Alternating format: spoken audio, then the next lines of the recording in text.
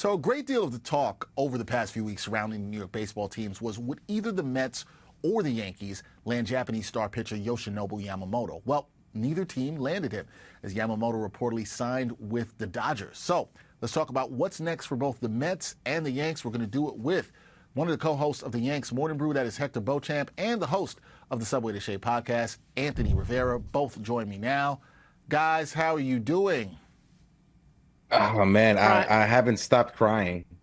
Oh no, that's not good. We don't want the fans to be crying. Anthony, are you crying as well with not getting Yamamoto? No, we've talked about this before. I'm kind of preparing myself for something like this to happen, and it's going to be more interesting to see now what direction the Mets go in. It is going to be interesting. We're going to get into that. Hector, I'm going to get into it with you first because you said that you were crying, and I do not like that. So I'm going to start with you on the Yankees. I guess I was going to ask, how disappointed were you that the Yankees didn't land Yamamoto? Sounds like it's very disappointed.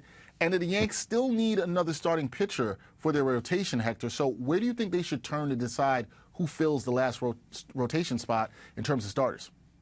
All jokes aside, when it comes to the Yamamoto thing, yes, as a Yankee fan, I'm very disappointed that my team didn't sign the top free agent starting pitcher in Yoshinobu Yamamoto this offseason.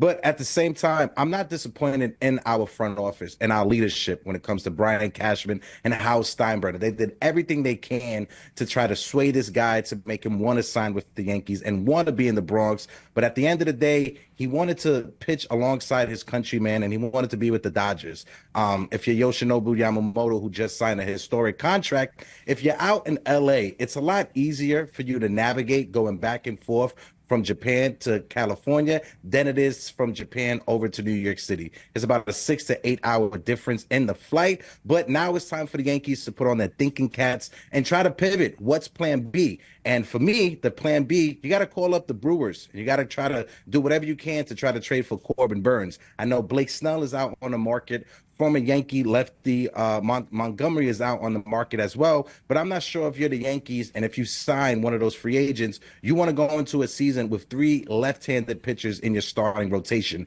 In Major League Baseball, we all know it's dominated by right-handed hitters. So having a starting rotation that is 3/5 lefty dominated, I'm not sure if that's the route they want to go. So I think Corbin Burns is the perfect fit for the Yankees, especially with him going to be a free agent this offseason coming up, and the asking price may not be as steep as it once was for Corbin Burns. All right, we will see what the Yankees do and how they pivot. Now, Anthony, for you, the Mets, they reportedly matched the Dodgers' 12-year, $325 million deal for Yamamoto, but they were rebuffed by the Japanese star. How does missing out on Yamamoto change the rest of the offseason for the Metropolitans?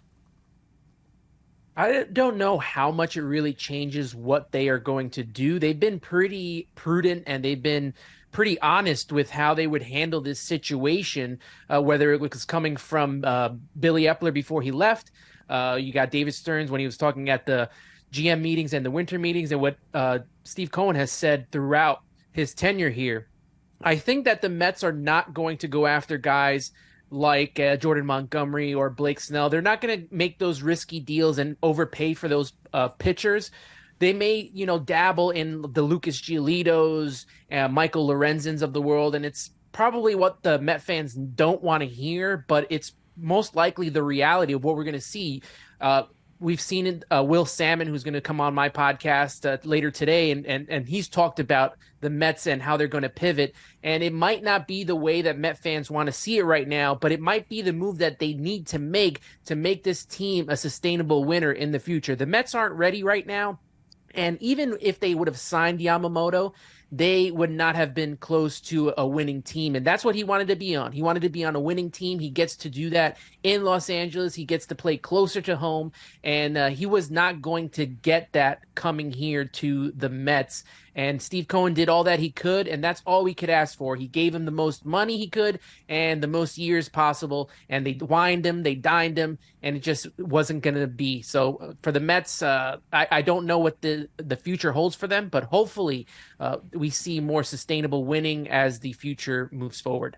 Yeah, hopefully you can see that from the Met fan. It is disappointing. We understand on both sides. Both teams wanted Yamamoto. It didn't happen. So last thing, since it was disappointing, we don't want disappointment. Hector said he was crying before. Anthony's a little disappointed. We don't want that here. Guys, we're heading into Christmas. It is holiday season. So I want to ask you both this. If you could give one gift, what gift would you give the teams that both you cover on your shows for the holidays? Hector, I'm going to start with you. What gift would you give the Yankees this holiday season? Oh, like I said, it has to be Corbin Burns. You have to call up the Brewers and try to get Corbin Burns in your starting rotation.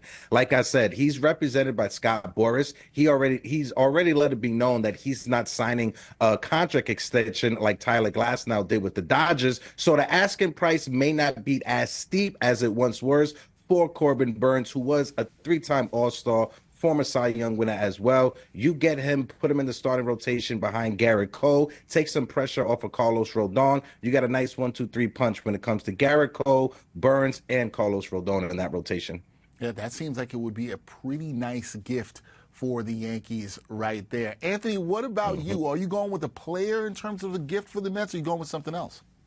I wish I could have went with a player. I just don't know the direction right now, and I can't think of, someone in free agency or trade. Obviously, there could be so many hypotheticals, but I'm going to go with these two things. I'm going to go with health, because this roster has a hard time staying healthy, and a little bit of luck. This team needs to, kind of change the perception of the franchise as being a team that's not winning, and they have to really turn it around. If they are going to get these players to come here to New York, they really do have to change the perception of the team. And, giving out all this money that Steve is trying to do, he's going to have to overpay to get some of these players here. And I want to get to a point where the Mets don't have to do that. So maybe we get a little lucky, because we all know that the Mets have been one of the more unlucky teams around, and a little bit of staying healthy, because we all saw last season that undid them, and it undid their pitching staff. So if they can stay healthy and, get a little bit of luck, let's